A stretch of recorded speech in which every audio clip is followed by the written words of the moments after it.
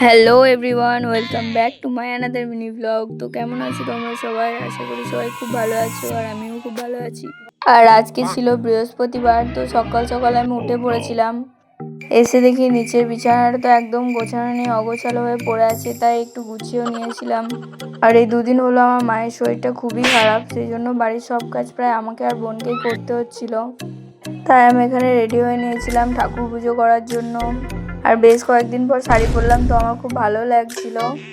তো পুজো কমপ্লিট করে এখানে মায়ের একটা শাড়ি, বাবার জামা, এগুলো সব পরেছিল, তো সেগুলো আমি গুছিয়ে নিয়েছিলাম।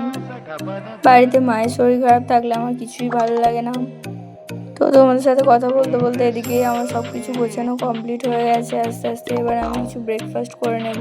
আর আজকে আমি ব্রেকফাস্টে একটু নুডলস বানিয়েছিলাম, আর বোন আমার জন্য চাও করে দিয়েছিল।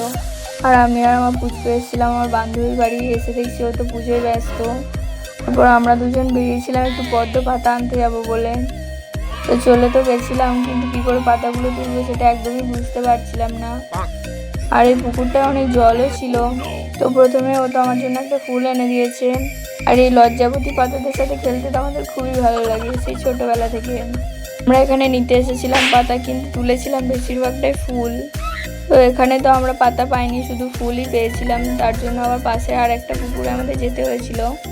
আর আমরা এখানে আজকে খুবই মজা করেছিলাম। আর ফাইনালি আমরা এই পুকুরে কিছু পাতা পেয়ে গেছিলাম। তারপর বাড়ি এসে আমি খাওয়া দাওয়া কমপ্লিট করে নিয়েছিলাম।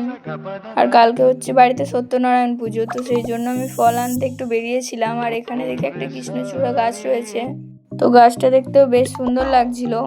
তো আজকের মতো এতটাই, দেখা হচ্ছে নেক্সট কোনো মিনি ব্লগে। টাটা, ভালো থাকবে সবাই।